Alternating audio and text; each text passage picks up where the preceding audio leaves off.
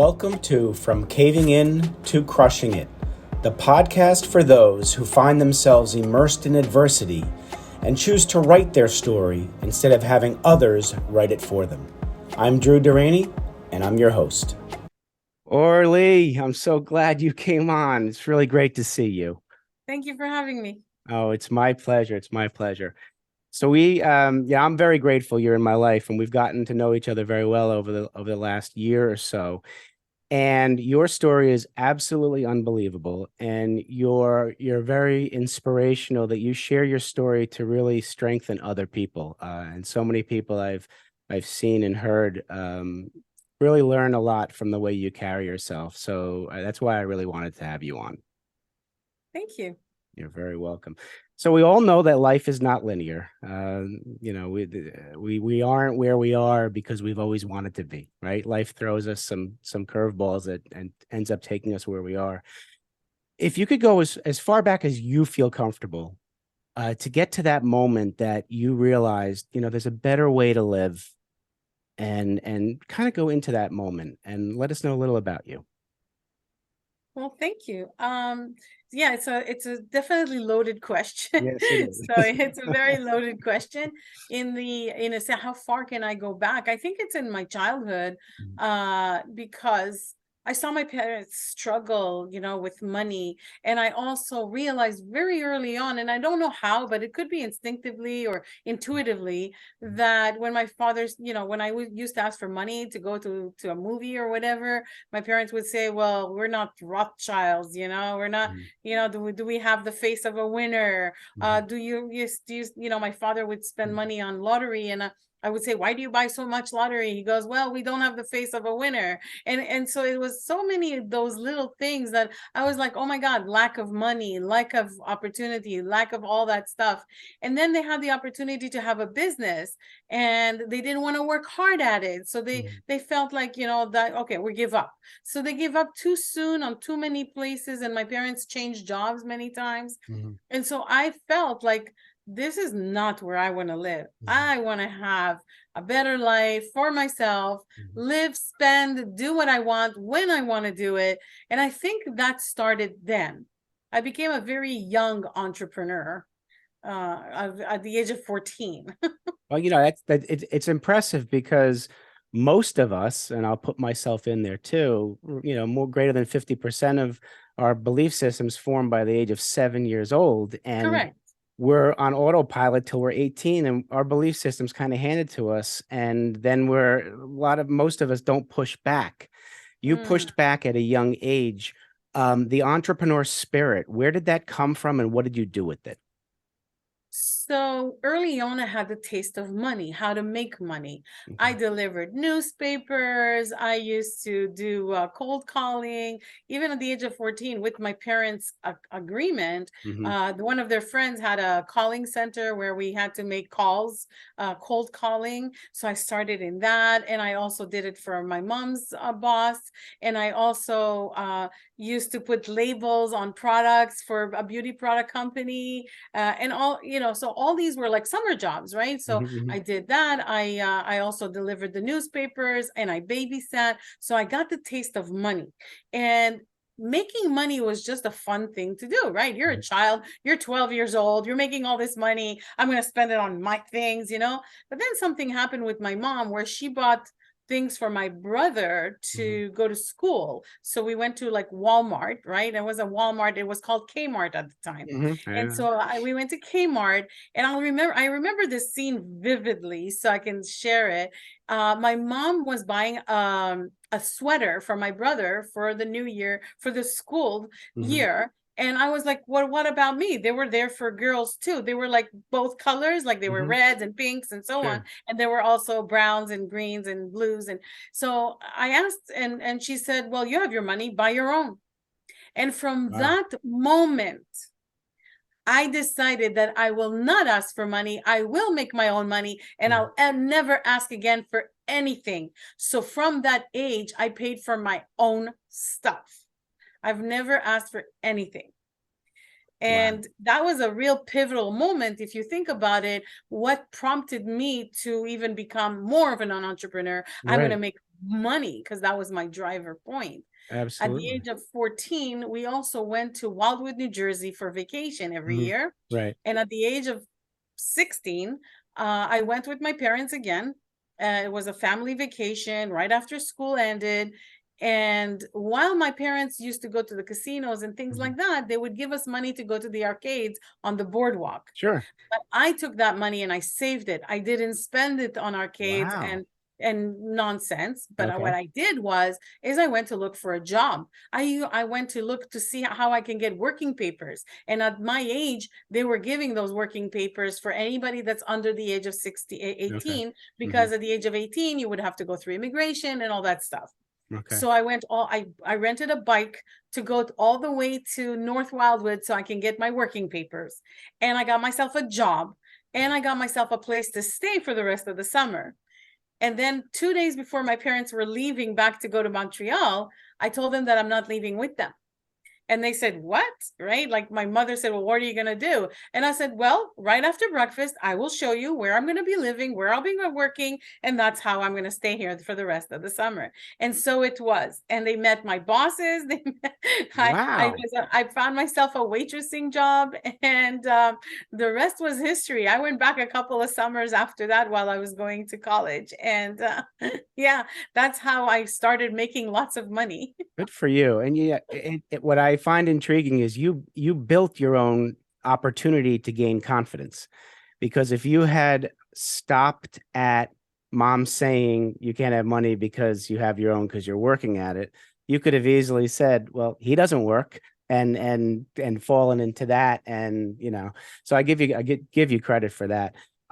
Personally, your relationship with your family, how many brothers and sisters did you have?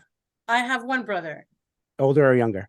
He's younger by a year and a half. Wow. How's your relationship with him? Oh, it's great. I mean, Yeah. we've been through some of the same things with our parents and so on. Yeah. So we have a very close bond. He took another route in his life Mhm. and that's fine. I brought him to Wildwood so he can make money. He brought his two friends, and Mhm. until today, some of them still work in Wildwood, but they own stores. They made a name and a business for themselves, but they all blame me. Yeah, well, you know what? That's good blame to have because you gave him the Sure. drive, and people will emulate the behavior of others. I'm sure he looked up to Hmm. you. Yeah. Um, the I know that you mindset mastery is one of your things, and Right. you to get to the point where you realize that you may need a shift in mindset. Many of us need to have a 2x4 hit upside the head for us to realize it. I know I have. How Right. did you get into that area where you realized that you can control your reality? Well, that's a great question. Thank you for that.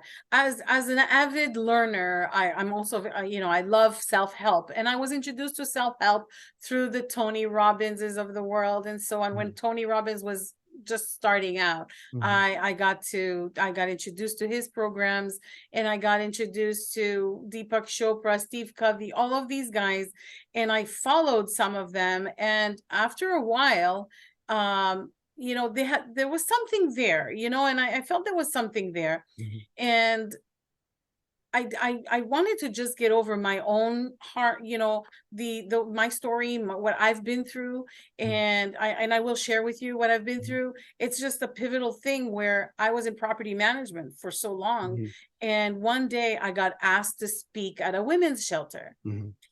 And I was speaking also in the world of property management, but why would I speak at a women's shelter? That's what I asked my friend. I said, Yeah. what? I said, what do you want me to speak about? Property management? She's like, no, I want you to tell your story. And I said, oh no, that's not happening Mhm. at all. And she said, oh, come on, I said, so do you have an annoying friend? Because I have some annoying friends. Do you have Yeah, annoying yeah, friends? they won't And stop. so Yeah. she called every single day for like 3 weeks. Are you going to do it? Are you going to do it? Are you going to do it? I said, after 3 weeks, I said, Liz, I don't understand why you're asking me. There's other people that speak on the subject matter you want me to speak about. And she said, well, you have this bubbly personality everywhere you go. People hug you. People who don't know you hug you. You're like a social butterfly, and you live a lifestyle that most people dream about. I want you to come and give these women hope. And I said, okay, what do I have to do to get you off my phone? At this point, I was like even more resistant Yeah, to not doing this, right? absolutely. And so finally, I relented, and a couple of months went by, and I hired a coach. I hired a speaking coach because I was speaking in the realm of property management, but I didn't know a thing about speaking about my story, Mhm. nor did I, ever thought about looking at Tony Robbins and the gang to think that I can do this, right? It was not even in my horizon. Right. But I hired a coach to teach me, and then I got to speak at this women's shelter a few months later, and there was not one dry eye in the place. There were about 170 people there. And once I got off the stage, Mhm. things were weird for me because I was not used to anything that happened next. And Sure. the first thing that happened is that people were hugging me and thanking me for being there. Thank you for sharing. Thank you for giving me hope.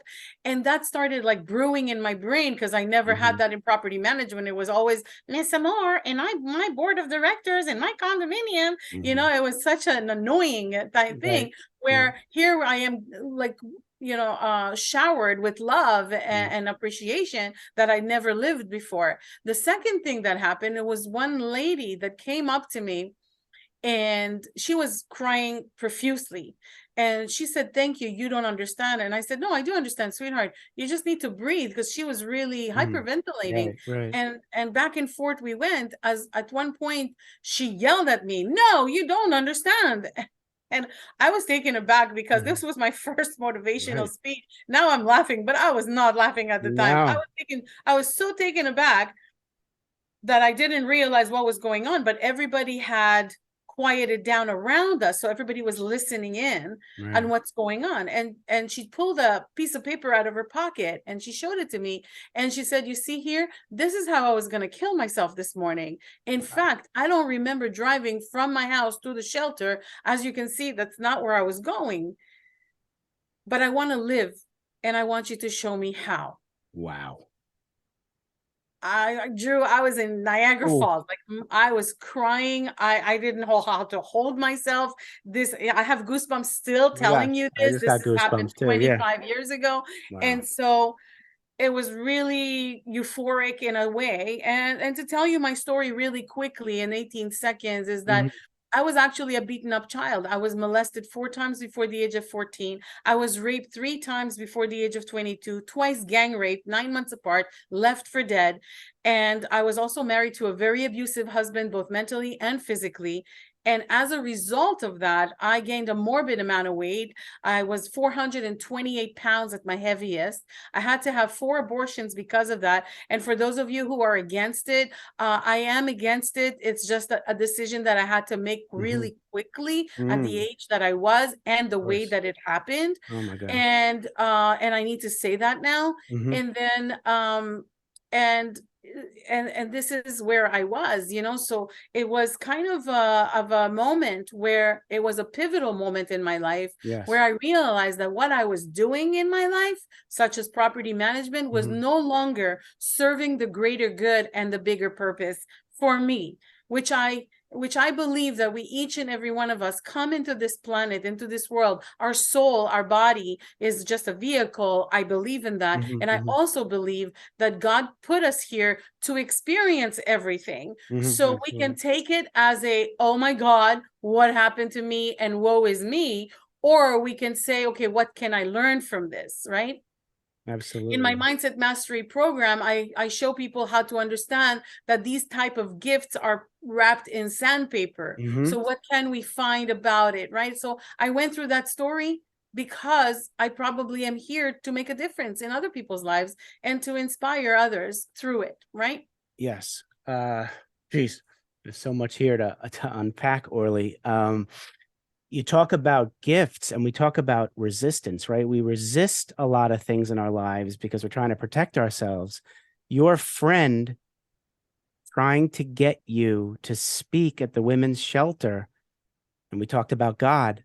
It was almost like that was God's voice and message coming through her to get you For onto a sure. stage, knowing that you're going to find your purpose once you do that. And For that's sure. powerful.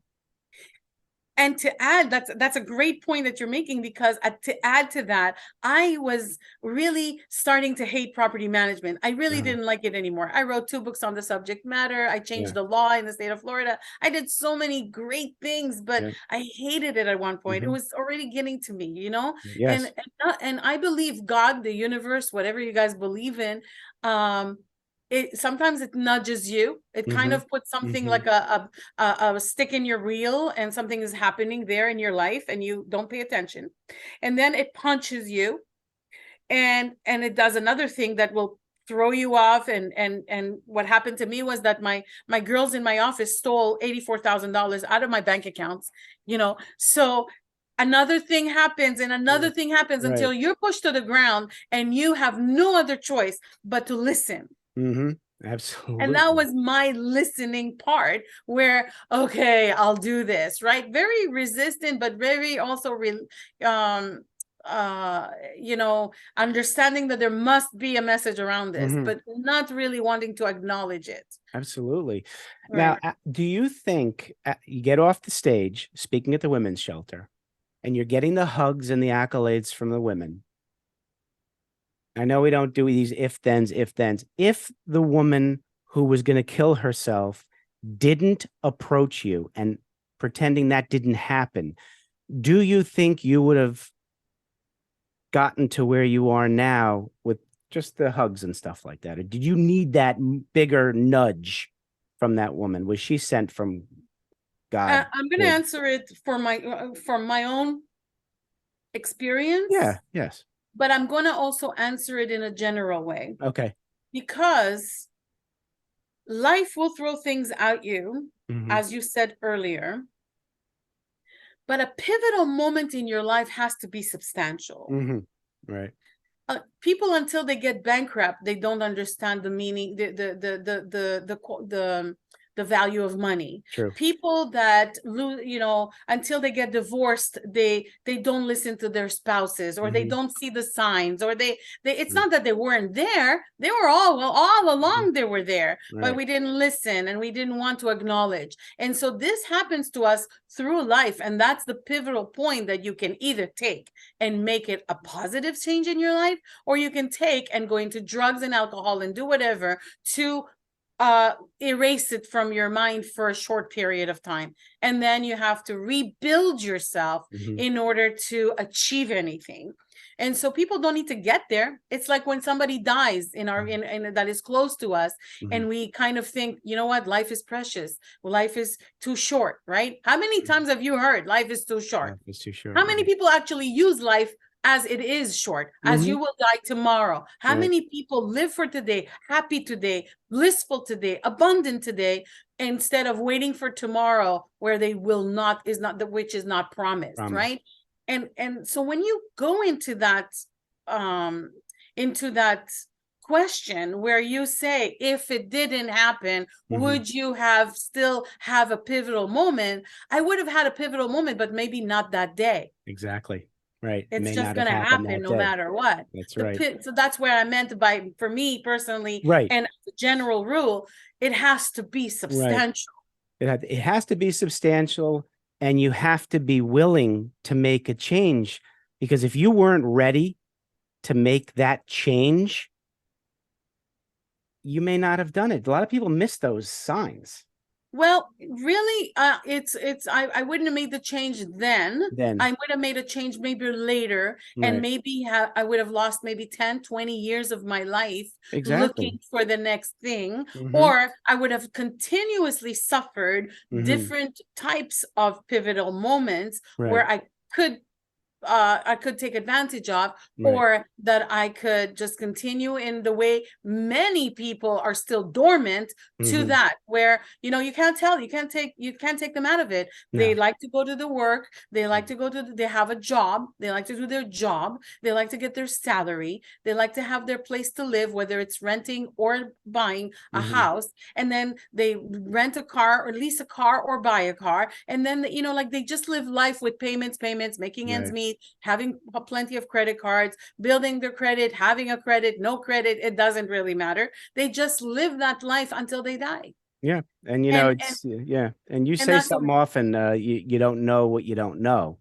yeah, And that's one of my favorite things that you say, and now I say it, and it's true. It's true. We don't know what we don't know, and you got to give yourself that opportunity. And speaking of sure, opportunities, you were already a very well-known public speaker in a specific industry. correct. After that event at the women's shelter, how did you pivot and then start speaking in other arenas? How difficult was that to kind of cross industry lines? Well, what I realized that day with the woman that, wanted to kill herself, um, what I realized that I have a bigger purpose. Hmm. So I didn't think in my head, oh, wow, this was cool. It was more Hmm. like, wow, I just saved someone's life. Right, right. So in either of my book, Public Speakers, You're Not All That, or the Mindset Mastery book, 12 Hmm. Powers We Hold Within, either one of these books tells my story Hmm. as Chris, who was with me that day, would Right. tell the story. He tells the story of Okay. how this whole day happened, right? And at the end of it, he tells the story about we're in the car, we're driving away, and and he tells me to write a book, and that's what he says, right? And that's Hmm. the story in the book, that I'm going to write a book. But I'm going to tell you the true story of what happened. Yeah, right. I was driving away from that event and I was crying and I was holding the wheel and I was saying, screw property management. This is what I want to do for the rest of my life. I don't want Right. to do property management anymore. Screw it. And so that's what's really happening in my car while I'm Right. driving and crying. And I realized right then and there that all these messages of yucky feeling that I didn't like property management anymore, that were Hmm. happening for the past year before that event, Right. I was like, oh, you know what? Okay, maybe there's another way. And then, Mm. and there's another way. It must be another way. It has to be another way, right? Right. And that's where I went. And I was a Tony Robbins groupie. Like I Sure. would travel the world after wherever he was, right? Right. Right. Quick story that would be really cool for this and Hmm. exactly why. Sure. Um, I was in San Diego at a Tony Robbins event. And of course, you meet amazing people at these events. They're Yes. fantastic. Absolutely. And about 10 days later, I was in Paris, France at a Tony Robbins event. You Hmm. guessed it, right? Okay. And so I'm there and I walk into the auditorium and I see the same people that I met in San Diego Hmm. in the auditorium. And my first thought, and I'll be very polite saying this, Hmm. my first thought was, what the heck are they doing here? And Hmm. then my second thought was, what the heck are you doing here? Didn't you Mm. get the memo? Like, Hmm. don't you think you've had enough of learning the same thing? Are you going to start implementing it into your life Mm. and start Good living point. life? Hmm. And so I went back to Florida where I was living at the time. And I just realized that, you know what? I know what to do. And I met with a mentor of mine. Hmm. He's still my mentor till this day. God bless him. So I call him Sir Martin. He's a 33-degree Mason, as well as he was knighted by the Queen. And Right. there's like, he Wow. has really great accolades. Hmm. And so I called him up. He's like, hey, you want to have lunch? And I'm like, oh, for sure. So we're going for lunch and he does this, he's an older man and Hmm. he sits back and, nothing excites him. He's like, Hmm. so how have you been doing? And I said, you know what, Martin, I have been traveling the world doing all these seminars and webinars and buying the books and reading the books and doing the CDs and DVDs and cassettes. At the time I Yeah. started, it was cassette tapes, Right. Right. and so yeah, I'm aging myself. So I was listening to the tapes and I said, I'm just tired of doing it all. I'm stopping all this now, right now. And I know that there's something missing in all these seminars and everything that I'm learning. And I'm going to find out what that is. And I'm going to write a program that actually does that. Wow. And he said, okay, dear, when you have it, call me. He was very condescending, but at Hmm. the same time, lovingly Yep. condescending. Uh-huh. Yep. And like he doesn't even believe I'll do it, right? Absolutely. Yep. So 6 months later, I called him up and I said, Sir Martin, I wrote a program that I think will change people's life immediately, like from the first session. Wow. And he said, okay, come to my house tomorrow morning, 8:00 a.m. And I'm like, okay. So he's the kind of guy you don't send an email to. So I had Right. to print the whole thing. Okay. So I printed it and I brought it to his house. at 8 o'clock sharp. And he took it. I put it on his desk and he took it and he's like just one page at a time going through it. And I'm thinking, oh my God, we're going to be here all day. This guy is going through every single page. Yeah. Well, 2 hours later, as I'm sitting there calmly and very peacefully and patiently, Hmm. he puts it down and he says, okay, I have a few questions for you.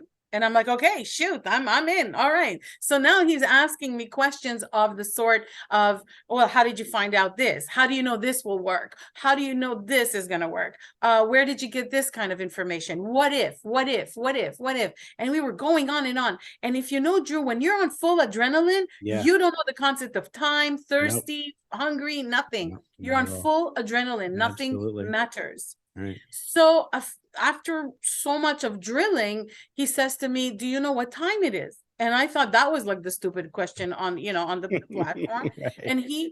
And he looks at me dead serious. So I'm looking outside and it's kind of dark. Ah, And I boy. said, well, it must be, I don't know. It's dark outside, so it's 8 o'clock at night. I don't know what time it is. He goes, Orly, it's 2 o'clock in the morning. Holy. Basically, the next days. We've been at it for that long. Oh my.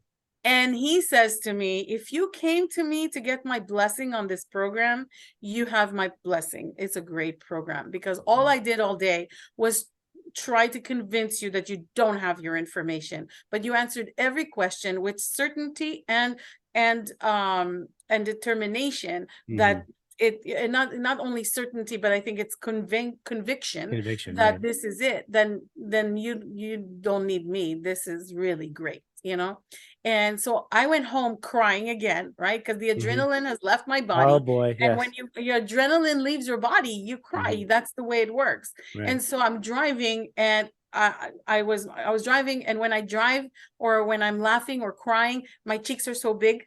I squint and I see nothing. Yep. So I I love had to that. pull over as I was crying at the same time. I had to pull Yep. over Oh my to God. calm myself down and Yep. then drove home. I love But I it. didn't do anything with that program. I just did absolutely nothing with it until 2006 or 7 or something, Really? Yeah. 2008. It took a few years before I Right. did something with it. Yeah. Okay. And in 2012, 10, Hmm. as I started also my business of public speaking coaching, Right. I also started my mindset mastery coaching with CEOs Interesting. and CFOs of Fortune 500 and Fortune 100 companies because Wow. of a friend of mine who brought me to New York. And Sure. that's how it all grew. Yeah, Wow. Well, I could talk to you all day. There's I a know, right? there's another piece of your life. You're a very modest person. Don't you aren't you involved in maybe a nonprofit that might be kind of important that you may want to mention? Yeah, sure. So, I mean, I told you my story I'm and fascinated about I this. Yeah. was not trafficked, but the Right. the Right. the human trafficking, sex and Yeah. labor, slavery with Hmm. children is really, and because of everything that I've been through in my Hmm. story, Yes. I don't think I would ever experience what it's like to be trafficked Right. because that's horrible on its Ugh. own. Yes. But I do know what it's like not to have a voice, Hmm. not to have somebody listening when you're crying and screaming for help. Absolutely. And there are many, many beautiful organizations that are bringing awareness to human trafficking. Even legislators are now looking at it, but they can't do anything about it because the deep state and government officials Hmm. are doing it. Hmm. They're profiting from it. Yes. They're making money. Yes, It's they a are. $150 billion industry. So- And so in 2021, beginning of 2021, I decided to start a nonprofit called Mhm. youaremylight.org. You are my light, light like the light, the bulb, the light. Yep. Yep. And we're building healing centers for rescued victims of human trafficking, sex and labor, Mhm. slavery, because those who are rescuing them don't have anywhere to take them. Mhm. They can't put them in Absolutely. foster care because that's where it starts. They Mhm. can't put them in shelters because there's no room and there's no money. So these kids have maybe, after they get rescued in the real world, they have maybe a 7-day span to live. Mhm. before they die. They kill themselves, or they drug overdose, Yep, whatever that may be. of course. And according to legislators and people who have spoken to some of these rescued victims, they're claiming that it's 2 years span before they're done. They have gotten so abused in so many ways My that you gosh. and I cannot even fathom No. that their body will be shot. Hmm. It won't be able to recuperate what No. they've been through. Right. One of my friends who was trafficked, her trafficker tried to put a branch in her. Like, it was, I mean, Oh, there's so many things that I can say. It's horrible, and you have no idea the sickness of the people, right? And right. he was a worker in a hospital. He was just a nurse. Unbelievable. And he was married with Oh children, my and God. he had her and another girl trafficked. And so you don't know, but it's right next door to you. Yeah, And unfortunately, here in America, it's a huge, huge, huge pandemic, if you it will is. call it a pandemic Absolutely. or epidemic. Epidemic. People just don't want to think about it. They don't want to see it. They don't want to hear, Mhm. I get it. I understand. It's horrific. You don't want to get involved, but get involved. You know Yes. what? Go to You Are My Light and give a donation. Go to other organizations, give a donation. Donate of your stuff. I mean, these Hmm. shelters and the people who are helping these kids Hmm. need clothing, need backpacks, They need do. brushes, hairbrushes, toothbrushes, whatever, soap. Yeah, the things that we kind of take for granted. We do. We take a You lot for can go. granted. Yes. Right. We go to the dollar store. We can buy another $20 worth of stuff and Hmm. send it to someone that, so getting involved, many Americans have this thing about thinking, well, this is not my problem Hmm. and it's not really my responsibility. Well, I believe differently. I believe Hmm. it's all of our responsibility. We live next door to some of these predators. We like to to uh to report sex offenders, and Yes. as soon as they leave jail, even if they're recuperated, we have to name them and they have to be on the sex offender list and so on. Well, why don't we do that with traffickers? You're right. Why You're don't we just, entirely right. I mean, Hmm. I believe in killing, an eye for an eye, literally. But, Hmm. I mean, I'm not the president, nor am I, any of public official, nor am I a Senate, a senator or anything like Hmm. that as far as Hmm. political. So we need to get involved with our communities. We need to get involved with our politicians. We need to get involved to let them know, hey, you got to do something about this. Yes, absolutely. And I don't think we will stop it completely, because now the cartels are in on it. The Yes, they are. cartels now, why would they even push drugs on anybody? They don't have to. They can just have people and sell them over and Hmm. over and over again. They don't have to transport it. They don't have to bring it into our country. Although we have kids are being brought to our country Hmm. to be sex slaves, or any other slavery you can think of, and that's happening right now. And I Hmm. know a lot of people have brought light into this subject, and some people don't want to believe that it exists here, and that's okay. I mean, to each his own. Everybody gets it when they get it, and that's it. Hmm.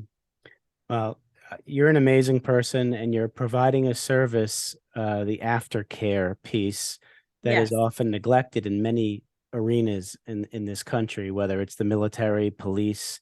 The aftercare piece is so important, and I thank you so much for being that person who has that light and is shining it brightly. So Thank you so much. you're welcome, of course. So two final questions. All Okay. right. So Orly, you're sitting down with 7 to 10-year-old Orly, and you want to give her advice about life. What are you going to tell her? Listen to your gut. Listen to your intuition. Listen to your gut. It will never fail you.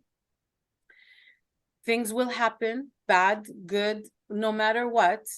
Keep your chin up and move forward from it. Put it behind you. The past is in the past. Put it behind you. Don't bring it about. And never, ever, ever give up on your goals, dreams, and aspirations. That's beautiful, Orly. All right, I'll ask you the last question. You're putting a different hat on. Now you are sitting with young Orly, the young businesswoman, entrepreneur, ready to become a force in the business world. What advice, business wise, are you going to tell her? The first advice, it would be what my father always told me, is stop Yeah. sharing everything with everybody. Stop Okay. telling everybody what you're doing, Mhm. Mhm. In my family, they believe in the evil eye or jealousy and stuff like that. So kind of jinxing it when you tell people what you're doing and how you're Mhm. living and whatever. I don't know about that, but I will tell her to stop talking Okay. and listen more. The other thing is, don't ever let anybody tell you you can't do something, Mhm. because I've been told so many times, you're not gonna make it. You're not gonna do, yeah, it's not for you. And I never listened to that. And I would tell her never to listen to that. And for those I did listen, I felt like I missed out, and I probably did. Mhm. And so the good the those two things are probably the biggest thing I would say. Absolutely. Oh, and the last piece is Mhm. save money. Learn about Mm. financing. Learn how to Absolutely. deal with money. Prepare yourself for your life to always have what you need, so you can never depend on anyone. That's also a big component that I would tell her as a young entrepreneur. That's a huge, huge point. You count on yourself, not on others to write your story for you. Orly, this has been wonderful. Well, the audience has definitely gotten a sense of the essence of Orly Amor. More people are going to want to get in touch with you. How do they do that? Well, they can go to my website, meetorlyamor.com, meetorlyamor.com, and get on my calendar for a 20-minute brief discovery call. I like to call it, because then we learn about each other and see where we're at and how I can support. And they can literally find me on Instagram, TikTok. It's all I am Orly Amor. IAM ORLYAMOR, on LinkedIn, all of those social media platforms, even on Facebook. They can find me. It's not hard to find me. Google me, you'll find me. Orly, I'm very grateful you're in my life and we're friends. And I thank you for coming on. You're an amazing human being, Thank you. and people should definitely get in touch with you. And thanks again for coming on. Thank you so much for having me, Drew. Appreciate it. Absolutely. Take care, everybody. Be well. Thanks so much for listening. If you enjoyed the episode, please subscribe and give us a review to help others find it. I'd like you to answer this question. Are you living the life you want to live, or are you living the life others want you to live? I'd like you to think about that for a second, because I strongly suggest you live the life you want to live. If you want to learn more about what I stand for and my services and how I'm able to help many men get out of their own way, please go to my website at www.profitcompassion.com. Feel free to also email me at drew@profitcompassion.com. I'd love to have a conversation with you. Take care of yourself and choose to write your own story instead of letting others write it for you.